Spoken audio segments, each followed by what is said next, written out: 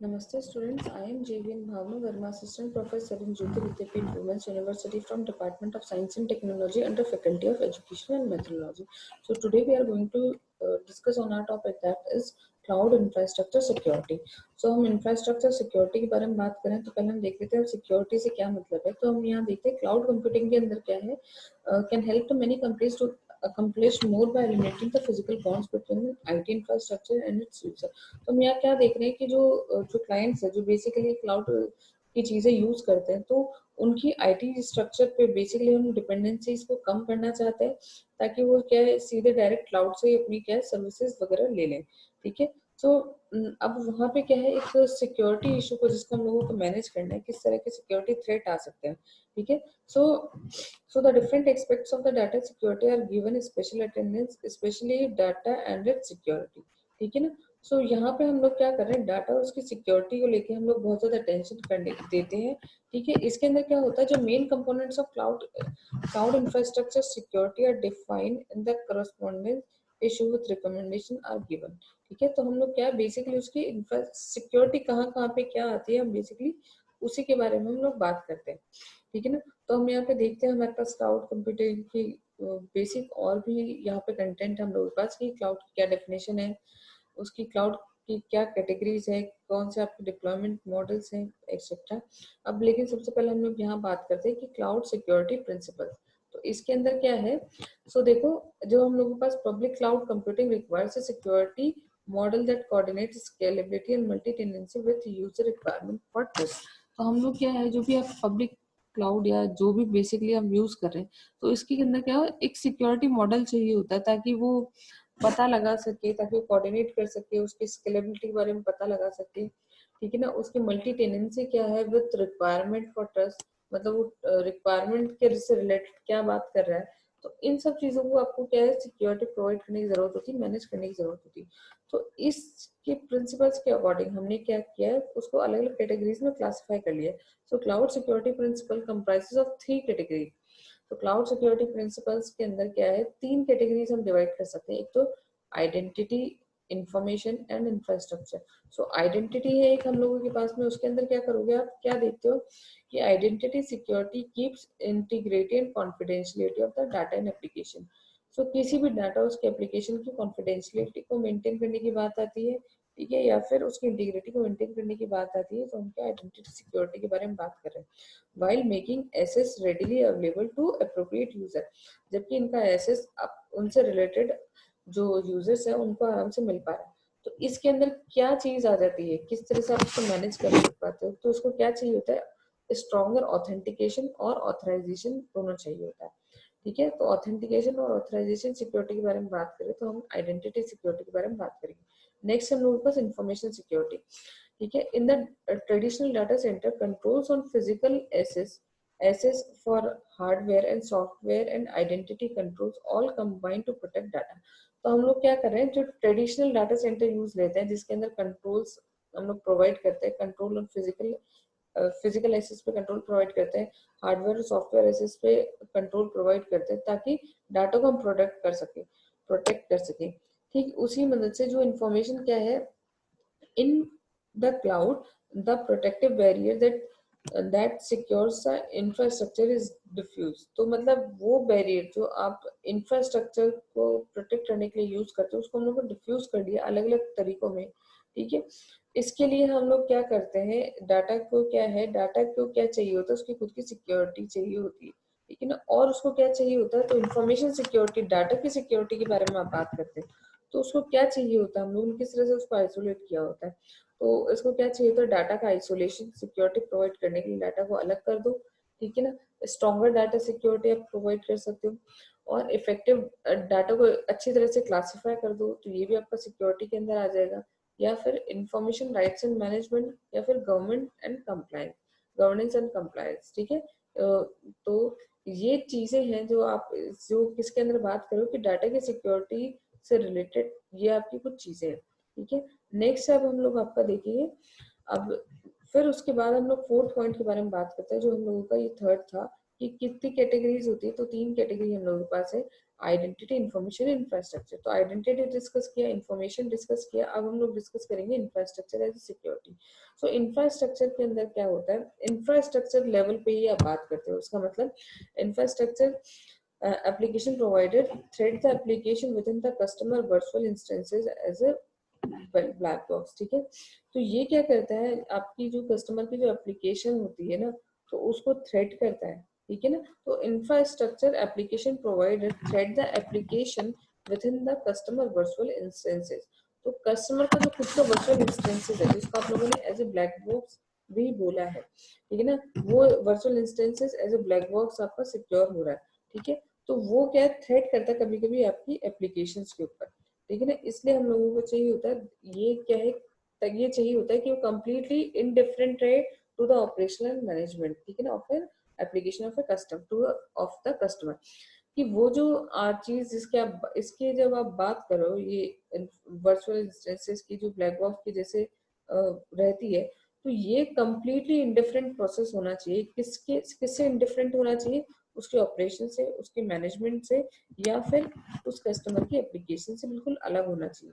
तो यहाँ पे हम लोग देखते हैं कि जो आपका एंटायर पैक है, एंटायर पैक का मतलब जो कस्टमर एप्लीकेशन की बात करो या उसके रन टाइम एप्लीकेशन की बात करो, ठीक है ना, वो सारी की सारी चीजें क्या है, कस्टमर के सर्वर पर रन करनी चाहिए, या वो जो इंफ्रास्ट्रक्चर प्रोवाइडर है उसके ऊपर रन करनी चाहिए, ताकि वो कस्टमर के थ्रू, खुद के थ्रू ही मैनेज हो पाए। तो वो सारी एप्लीकेशन इंफ्रास्ट्रक्चर सिक्योरिटी के अंदर, वो सारी एप्लीकेशन या रन टाइम एप्लीकेशन है, कस्टमर की एप्लीकेशन, वो कस्टमर के थ्रू ही मैनेज हो पाए। ठीक है ना, अब इस चीज के लिए भी हम लोग क्या है, इस चीज के लिए हम लोग बात करते हैं कि हम लोगों का नेटवर्क लेवल सिक्योरिटी के लिए हम बात करते हैं। ठीक है, अब यहाँ पे देखो और भी हम लोग के पास चीजें हैं, लेकिन यहाँ पे अब हम लोग बेसिकली क्या बात करेंगे कि उसके कितने अलग अलग टाइप्स है। मतलब देखो, infrastructure security can be viewed assessed and implemented according to its building level. तो इंफ्रास्ट्रक्चर सिक्योरिटी को भी हम अलग अलग बिल्डिंग लेवल्स में कैटेगराइज करके चलते हैं। ठीक है, और वही यहाँ पे आगे नेक्स्ट सेशंस के टॉपिक है।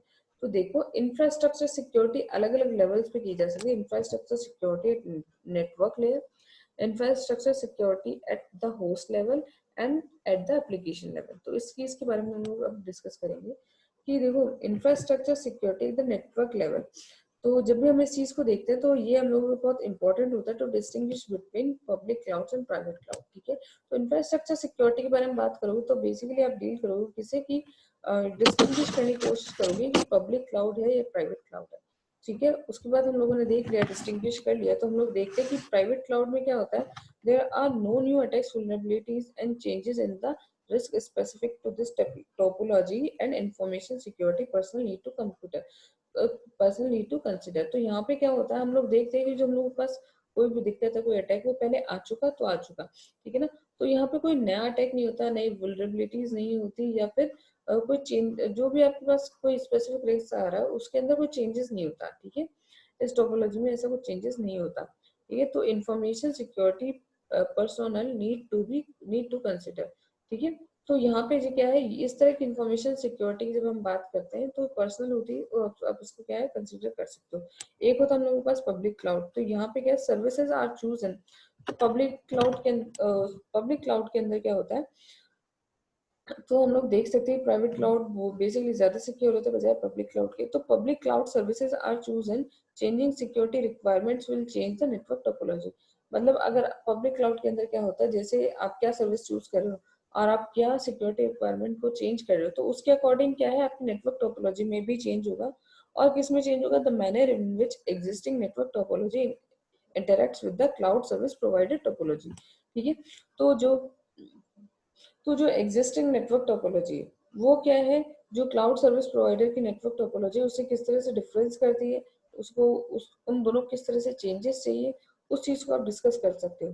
तो इसके कंपेयर में हम लोग देखते हैं, बेसिकली हम लोग पास 4 तरह के सिग्निफिकेंट फैक्टर्स हैं जो हम यूज में ले सकते हैं। वो 4 तरह के factor like ensuring the confidentiality and integrity of an organization's data in transit and from a public cloud provider, ensuring proper access control। और access control के अंदर क्या आ गया आपका, authentication, authorization and auditing, ensuring the availability of the internet facing resources in public cloud that are being used by an organization or have been assigned to organization by public cloud service provider.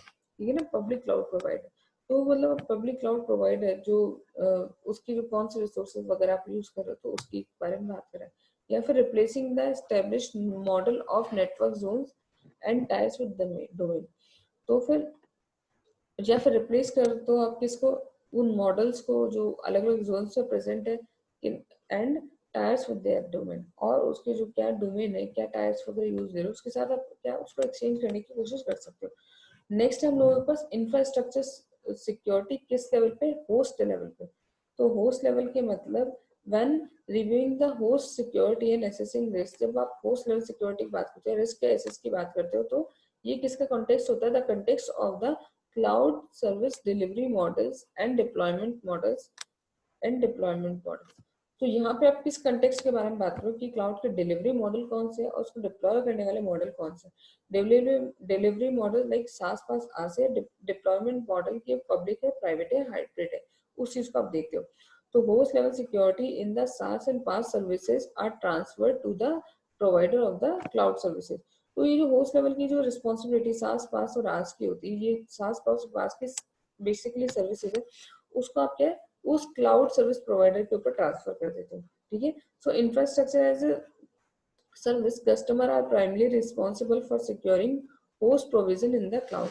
जबकि आज के अंदर क्या होता है, वो जो customer होते हैं वही प्राइमली रिस्पॉन्सिबल होते हैं securing the host provision in the cloud.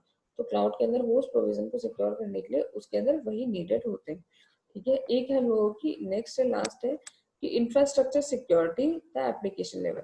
ठीक है, तो मतलब इंफ्रास्ट्रक्चर जब भी आप सिक्योरिटी के बारे में बात करोगे तो मतलब आप एप्लीकेशन लेवल पे बात कर रहे हो। इसका मतलब एप्लीकेशन और software security should be critical element of a security programme. So basically जब भी आप सिक्योरिटी प्रोग्राम की बात करते हो तो एप्लीकेशन या फिर सॉफ्टवेयर सिक्योरिटी वो बहुत ही क्रिटिकल है और इम्पोर्टेंट चीजें हैं जब आप सिक्योरिटी प्रोग्राम के बारे में बात करते हो। ठीक है, so most enterprises with the foundation security programs have yet to institute an application security program to address this risk। तो बहुत सारे इंटरप्राइजेज और इंफॉर्मेशन सिक्योरिटी प्रोग्राम है जिनको इंस्टीट्यूट करना है क्या, एप्लीकेशन सिक्योरिटी प्रोग्राम, ताकि इस चीज को आप रजिस्टर कर सको। ठीक है, अब design and implementing the application aims at the deployment on A cloud platform. ठीक है, तो जब भी उसके डिजाइनिंग और इम्प्लीमेंटेशन उसके उसके एप्लीकेशन की बात करोगे तो आप किस चीज के बारे में बात करोगे, it aims at deployment on A cloud platform will require existing application security program to re-evaluate the current practices and standard।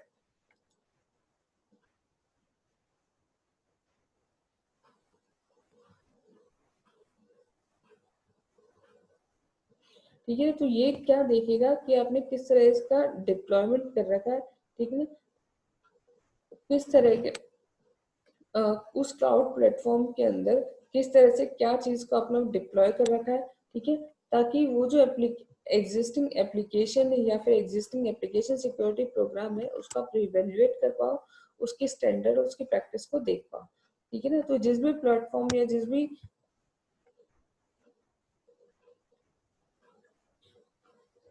ठीक है ना, तो जिस किस क्लाउड प्लेटफॉर्म को आपने यूज किया है, किस तरह से उसका डिप्लॉयमेंट हुआ है, तो उसके रिगार्डिंग पर्टिकुलर आप सिक्योरिटी प्रोग्राम या एप्लीकेशन प्रोग्राम को ना देख सकते हो और उसको रिवेल्युएट कर सकते हो और अपनी प्रैक्टिस में ला सकते हो, उसके लिए स्टैंडर्ड बना सकते हो, उस चीज के बारे में बात कर सकते हो।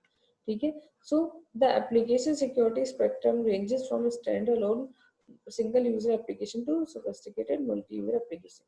ठीक है, इसका मतलब है जो आप एप्लीकेशन बना रहे हो, जो एप्लीकेशन सिस्टम प्रोग्राम बना रहे हो, तो वो रेंजेस उसकी वेरी कर सकती है, कहाँ से कहाँ तक, सिंगल यूजर से मल्टी यूजर तक। ठीक है, अब जो एप्लीकेशन लेवल सिक्योरिटी जिसके बारे में हम बात कर रहे हैं, जो इंफ्रास्ट्रक्चर सिक्योरिटी में आ रहा है, तो वो किस चीजों के लिए रिस्पॉन्सिबल होता है, वो रिस्पॉन्सिबल होता है किस इन फॉलोइंग चीजों के लिए, like application level security thread के लिए, एंड यूजर सिक्योरिटी के लिए, सास एप्लीकेशन सिक्योरिटी के लिए, पास एप्लीकेशन सिक्योरिटी के लिए, कस्टमर डिप्लॉयड एप्लीकेशन सिक्योरिटी के लिए, आस एप्लीकेशन सिक्योरिटी और पब्लिक क्लाउड सिक्योरिटी लिमिटेशन। तो इन चीजों के लिए वो क्या है, बेसिकली रिस्पॉन्सिबल होता है।